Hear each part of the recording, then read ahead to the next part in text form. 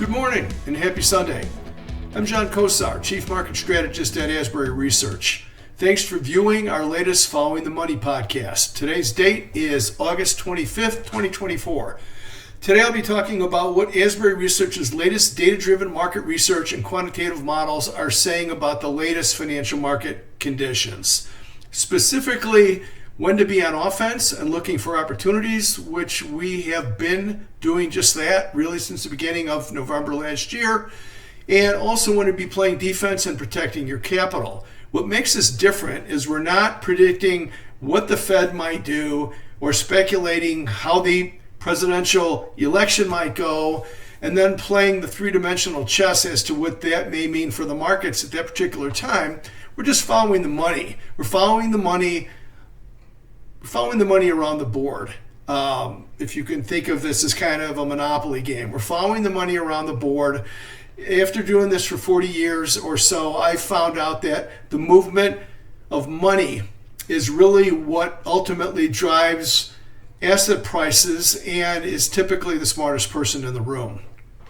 Asbury Research has been providing both investment research and money management to individual and professional investors since 2005. To get more information about us, visit asburyresearch.com, click the Contact tab, which on your screen here, you hover over About and just scroll down to Contact, and you can give us your name, contact information, and you could tell us why you want us to contact you or what you're interested in. Or you could just click the link in the description of this video down below. Finally, if these YouTube videos are useful to you, please like and subscribe. Let's begin with just a couple of fast announcements. Asbury Research launched its new website last week. We are continuing to build upon it and add new features. In the website is a new asset management tab that displays several model portfolios that we have put together using different combinations of our Asbury Research models. You can see that here under asset management. And we have three different models here. We have Asbury aggressive model, an Asbury moderate model, and an Asbury conservative model. More information about these and how they have back tested hypothetically as we look through the past, because we can't see the future. You can get more information on all of these by phoning us or just reaching out via the Contact tab. We also launched a new free Substack newsletter that publishes one free chart per week taken from one of our Asbury Research premium research reports. You can sign up for free by visiting asburyresearch.substack.com. There's also an option there to upgrade via Substack and get more charts from us. Our Substack offering is a low-cost option for entry-level investors that have maybe contacted us before and found that our premium research product, which contains all of our models and has some analyst access, to be a bit prohibitive. So this is just an opportunity for more people that like what we're doing to see more of what we do. Finally, I'm going to be the featured guest on Stock Charts Industry Experts. This is coming Tuesday, August the 27th. In that video, I'm going to be discussing Asbury Research tactical market bias according to the Asbury 6 and explaining why we think that this could turn into a very dangerous September for investors. You can find that video on stockcharts.com probably by Tuesday afternoon, or you can also get it through the media page of asburyresearch.com, which is again right here, and we just go down to videos from About. Now let's follow the money and get to the important stuff by identifying our key areas of focus as we look towards the fall and the upcoming presidential election. The first thing we're going to look at is tactical direction. The way we do that, let's go into the Research Center. We have two different tactical models. The more sensitive of the two, and the one we're going to talk about today, is the Asbury 6. So we're going to click here on the Asbury 6, and you can see right now that all of the 6 metrics are all green. That means they're all positive, and these numbers in all 6 of those are the dates that each of those individual constituents turn to positive. The Asbury 6, or the A6, as we like to call it, is our daily risk management model that looks beyond the day-to-day volatility and noise of the stock market to determine its actual health. We do it every day. Every day, about 2 hours after the close, this is updated in the research center so we can see what the health of the patient is. If there are 4 or more of these that are green, the model's positive. If there's 4 or more that are red, it means the model's negative. The market's internally weak and we're looking for some kind of a corrective move lower. We view the A6 as kind of a lie detector test for the market that helps. It certainly helps me do this. I think it helps our investors to identify real sustainable market advances from the herky-jerky type of trading that has become kind of the norm now, where the market's down 50 in the morning and up 50 by lunchtime. This helps us to keep our eye on the ball and follow under the hood health of the market and not get caught chasing the S&P 500's tail, is what I call it, and that's when you make a lot of mistakes. According to our historical backtesting, the Asbury 6 has slightly outperformed the S&P 500 over the past 7 years, but with just a 13.6% maximum drawdown versus a 33.9% drawdown for the S&P. So almost 2/3 lower. Lower drawdowns mean that you could recapture your losses a lot faster to start actually making money again, to put you back in the green again, or to put you back to where you were before the correction began. Please read the disclosures at the end of the video here, because past performance does not equal future performance. We're looking at the past, trying to measure how some of our ideas and how some of our methodologies have done in the past, because nobody can see the future. The next thing that we want to look at is we want to look at sector rotation according to our CEF model. So our CEF model, as we go back to the research center, we're not going to go in there today. We don't have the time. But our CEF model is right on top of the research center, and you can see it right here. It's the CEF model. CEF is an acronym. It stands for Sector ETF Asset Flows. It's a completely data-driven sector rotation model. The CEF model was created to quantitatively identify long overweight opportunities in U.S. market sectors. CEF does this by following the money as it moves around the 11 sector spiders, which together are the S&P 500, and we do this in multiple time frames. The CEF model is always fully invested, whether the market's in an uptrend or a downtrend. It's always fully invested in the top ranked sectors according to our model. We're always in the top 3 sectors, and what it really does, it provides investors with a dynamic alternative to the traditional buy and hold portion of your portfolio, because we're actually following the money instead of buying the S&P, crossing our fingers in hopes it keeps going higher. Especially for older investors, not having to suffer the drawdowns is a real big deal. In our July 28th following the money, which was almost a month ago, we said that the utility sector spider fund XLU was on a July 14th buy/overweight signal according to the CEF model. That signal is still intact. The next chart I'm going to show you here, which we call the rainbow charts, they're the accompanying charts that go along with our CEF model, show that CEF has outperformed the S&P 500. The XLU, the utility sector spider, has outperformed the S&P 500 by 9%. Let's have a look at that chart.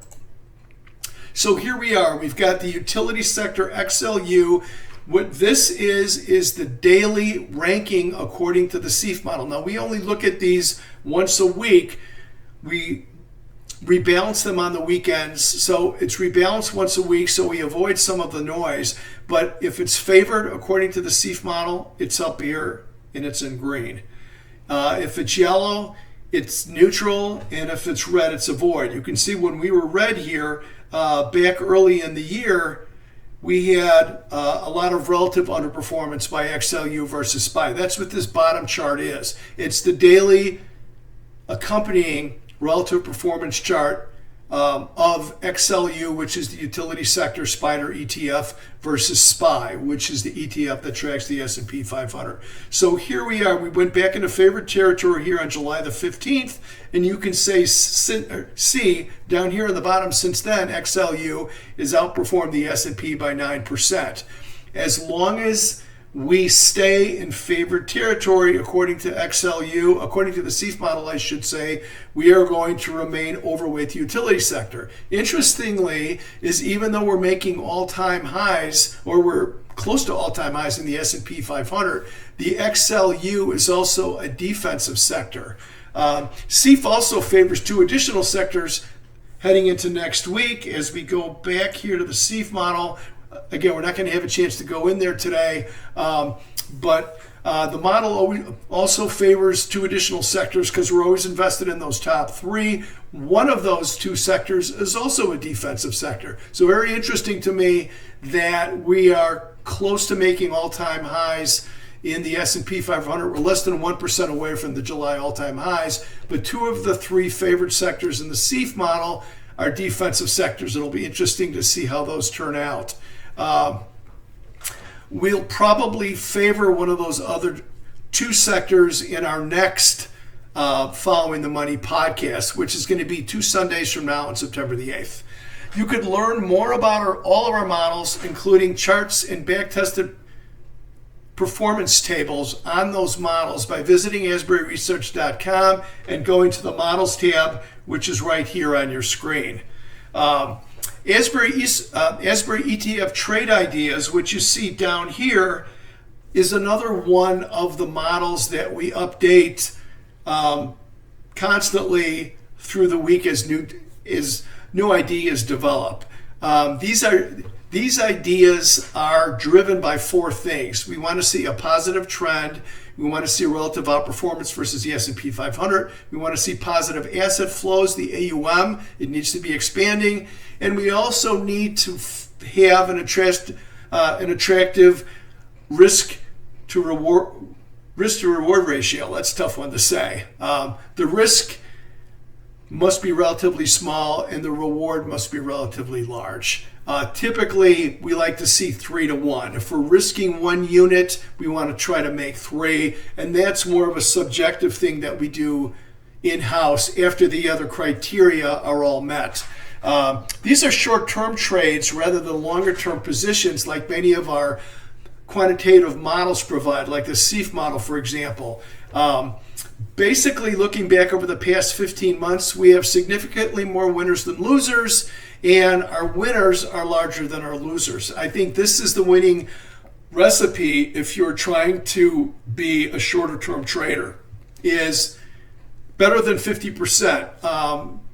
At the least, in terms of how many winners versus how many losers, and then your losers need to be smaller than your winners. If you can consistently do that, you're going to have a winning recipe to trade the markets and to be able to control your risk. It's a really big element of trading.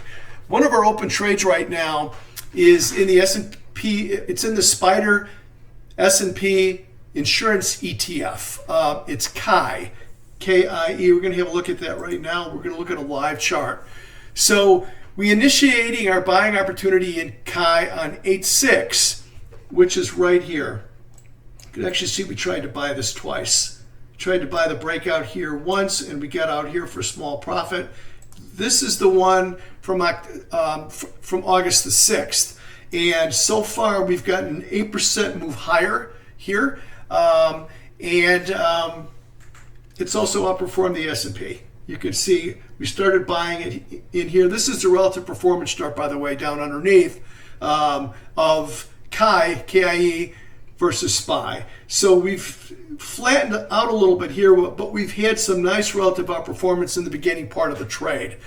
We don't put targets on these where if it hits our target, we get out. Some of these trades are short trades. They only last a week or two. Some of these trades, they can last a month or two or even longer. What we're trying to do is get very good entries, and then we let the trade do what it's going to do. We try to give it some air to breathe, all while trying to control our losses.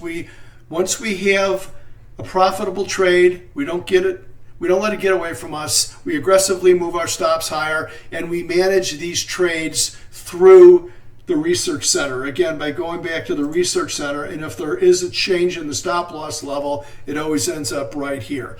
The last thing I wanted to show you today, which I think is particularly important, is we want to look at one of the reports that we do every week for our subscribers as we go back into the research center here and get this page refreshed. And we're going to roll down to our keys to this week report. And that's right here. This last one of these that we did was back on Thursday, August the 22nd, just a couple of days ago.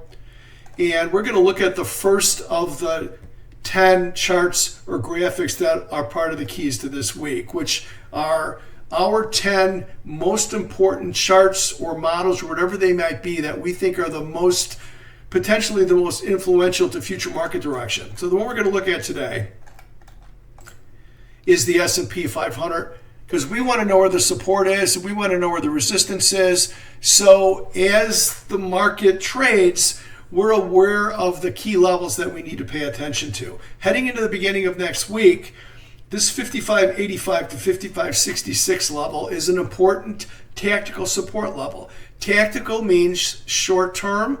It doesn't mean that this is anything that's going to change the major trend, but this is a minor support level heading early into the week. If we hold that, our target is pretty simple this time. It's 56.70, which was the all-time high that we made back in the middle of July. The most important support on the board here for the next couple of weeks from a short-term aspect is the 50-day moving average. It's at 54.84. It's a little less than 3% below the market. As long as you stay up above there, the minor trend is intact. And most importantly, our CPM, the correction protection model, and our Asbury 6, they have to stay where they are right now. They're positive. They're risk on. As long as they show us that the market is internally healthy. Under the hood, the market is strong. Then as long as we stay up above the support levels, then we can look for higher prices. And this is how we determine where we direct our subscribers to be. And this is how we trade our model portfolios for our asset management clients. Finally, let's just have a quick look at the economic calendar for next week. There's a couple of big things going on that you should be aware of. NVIDIA earnings next Wednesday, which is 8/28, August 28th, after the close. Earnings for NVIDIA, which has been really the bellwether for the rally that we've had starting in the beginning of the year. It's kind of been the poster boy for that. Secondly, PCE, personal consumption expenditures. It's the Fed's favorite inflation gauge. That will be out on Friday before the open. PCE, overall PCE, the year over year, it's expected to be 2.5% versus 2.5% for the previous report, which was last month.